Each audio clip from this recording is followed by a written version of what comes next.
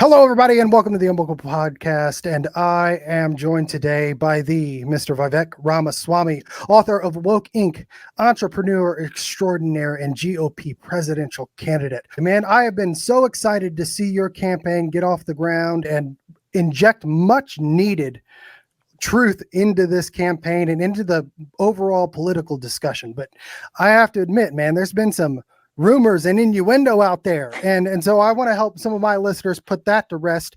Are you a WEF stooge? Are you a George Soros puppet? Is there any truth to that at all? That has to be the funniest thing I've heard. I mean, it's obviously a total lie all the way down, but it's actually a particularly funny lie. Because it's one thing if you're taking somebody who has nothing to do with the World Economic Forum and saying that they're some sort of World Economic Forum stooge. It's another to take probably the number one public opponent and crusader against the World Economic Forum's agenda over the last 3 years. I mean, just go back in history and see when I was writing Woke Inc., when I began talking about these issues, most of the people who are worried about WF bucket puppets today didn't even know what the WF was until I was actually educating them about this 3 years ago. But actually, even more than that, I'm also somebody who's done something about it. So I'm not just a commentator. I'm not just an author. I actually started a company whose sole premise was to take on the ESG agenda in corporate America. There's a reason that Politico or New Yorker or Axios or Bloomberg, I mean, they have attacked me as the leading anti-ESG crusader in America or the anti-woke godfather or whatever they call me. They mean it as criticism. There's a reason why, is that I see this as a fundamental threat to liberty. The merger of state power and corporate power together to do what neither can do on their own, that is bone chilling because it actually co-opts even the mechanism of the supposedly free market. I use that in air quotes because it's not the free market, to be able to get done through the back door what government could not get done through the front door under the Constitution.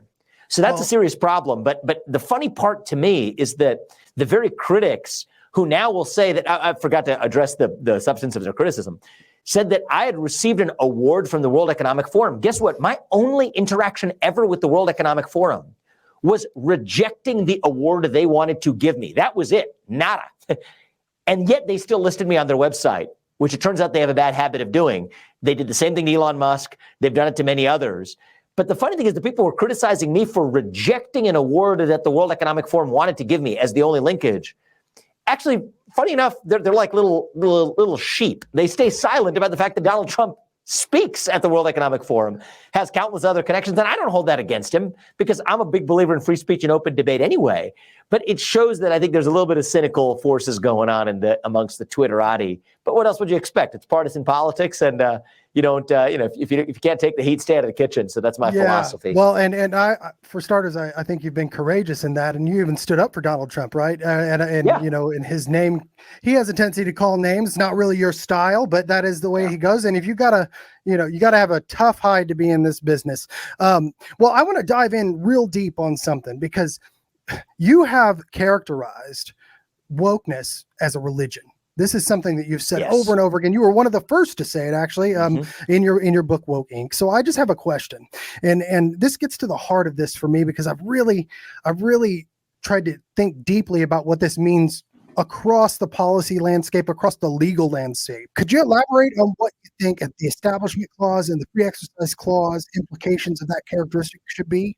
Absolutely. So I've been trying to actually have this work its way through the legal system. It's a legal theory that I developed with a former law professor of mine. It's published in Woke Inc. and elsewhere. We're now looking to actually get cases finding their way up the legal system all the way up to the Supreme Court because I think we have the winning hand here. So here's the basic point, okay? The Title VII of the Civil Rights Act in 1964 prohibits discrimination on the basis of religion. But, a little known fact, but it's black letter law, is that means that not only can an employer not discriminate against you on the basis of your religion, they also can't force you as the employee to bow down to the employer's religion. Well, it turns out then if wokeness meets the Supreme Court's test for what counts as a religion, then actually much of the DEI, diversity, equity, inclusion agenda and woke agenda you see in corporate America today is a flat out civil rights violation. And it turns out it meets the Supreme Court's test to a T. Certain words you can't say, clothes you can't wear, comprehensive system of beliefs. secular humanism actually has been held by the Supreme Court to count as a religion for Title VII purposes. There's actually another religion that I don't subscribe to called creativity, which holds white supremacy as its core prong, which says that all that is good for the white race is good for salvation. Not my religion, but the Supreme Court says that that still meets the Supreme Court's test for what counts as a religion for Title VII purposes. So if white supremacy counts as a religion, anti-white supremacy, which is what wokeness itself claims to be, ought to count too. Yet guess what? Corporate America isn't forcing white supremacy down people's throats, but it is forcing wokeness down people's throats. So I think this could be the civil rights revolution of our century. And, there's a subtext to my entire candidacy here. The premise of my candidacy, in part, is to bring that civil rights revolution into the 21st century, but applying its principles even-handedly. And I think that that's something we got to do with precision. I think it's why the next president of the United States, if he wants to take on these issues, can't just be a foot soldier, parroting someone else's message. It's got to be somebody who first personally understands these issues deeply because they are complicated. It's not just big government anymore. It's this hybrid of big government, business, and culture that's the real restraint on liberty. And that's why, bluntly, that's why I'm running for president, because for better or worse, I'm not spouting somebody else's ideas. I created the ideas that other people, I'm grateful, are now advancing as governors or as congressmen or whatever. But when you're talking about a national revival from the White House, I think it needs to be the person who understands this first personally. That's why I'm doing this. Well, and the way I've characterized it is that you wrote the book, man. You wrote the book 3 years ago that lots of the candidates we see out there, including Donald Trump, who just came out heavy against ESG, you're setting the actual conversation here, and you kind of did the homework for them. And I see that over and over again. And I think it's very true, whether the left meant it as a dig on you, that you're kind of an intellectual godfather of the unwoke movement, if you will. And you've given us a battle plan, so to speak, and how to really get rid of this. But I want to touch on something that not very many people talk about from a conservative perspective. So school choice is taking charge across the country right now, and many see that as a very good thing. I have a worry about this that I would really love to know your perspective on. Some grassroots conservatives even see this as a little bit like injecting government money into private schools, which to me is a little like a merger of state and corporate power. As president, how do you suppose we could limit, say, the influence of very big woke corporations like Google or Amazon or these other ones that you've been fighting on some of these new schools that may open up over school choice? So, look, I think that it just takes the battle frontier one step forward. I just think it's behind the post-1980 revolution in other ways. So I think school choice is going to be an unambiguous good step forward. Is that an end-all, be-all? Absolutely not. So here's what I'd say. The first thing, you asked me what I can do as president. What I'm going to do as president is I'm going to shut down the Department of Education. The U.S. Department of Education has no reason to exist.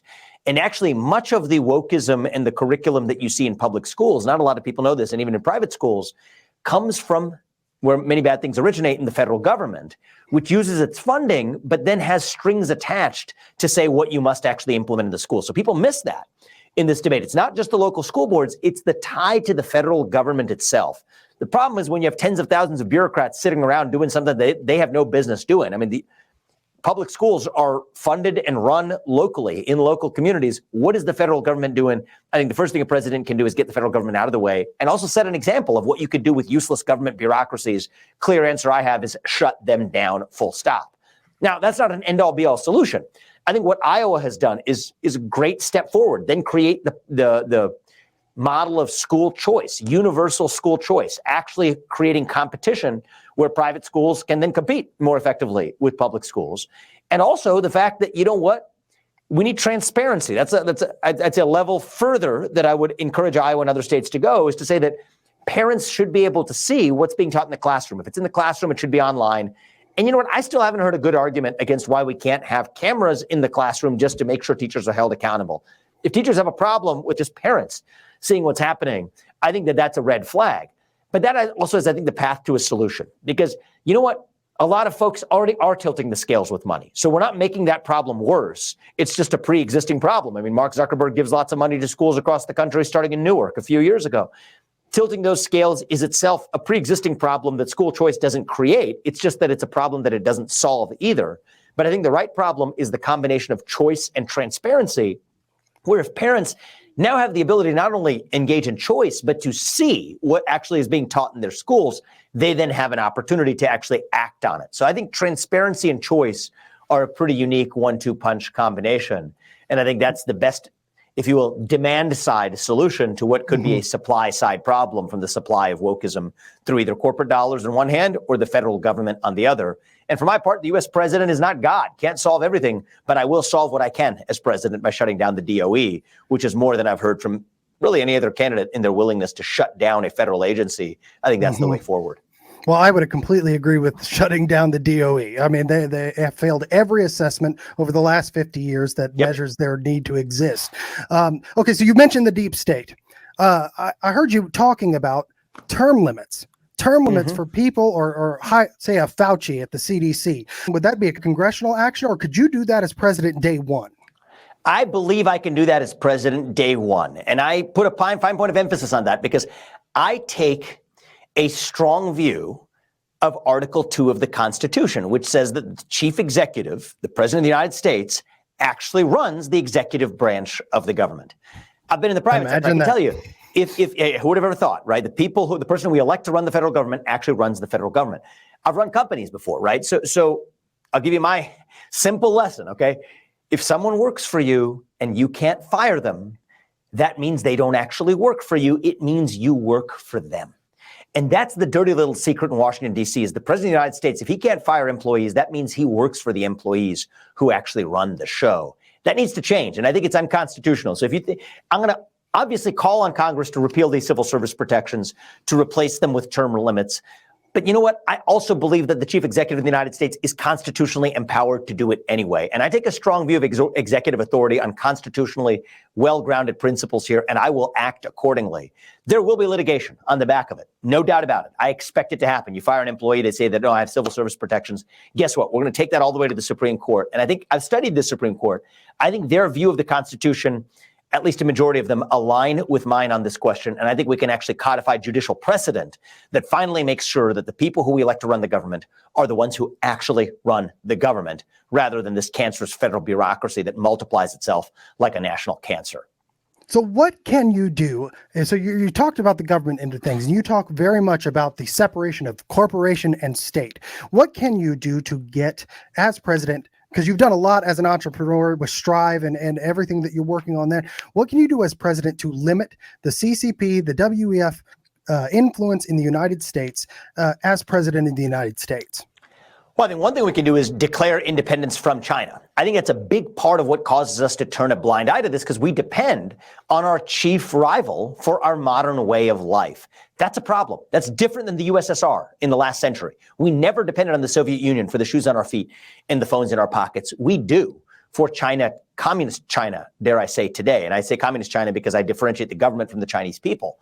So I think that decoupling from China, declaring actual economic independence from China is the first lever to actually act in accordance with our own principles, because we can't do that with the boot of the CCP on our neck. So I could go on at length about it. I know we're a little short on time, but that is, I think, the number one most potent thing we can do to unshackle ourselves from this new globalist government seated in the mountaintops of Davos, funded by the yuan from China.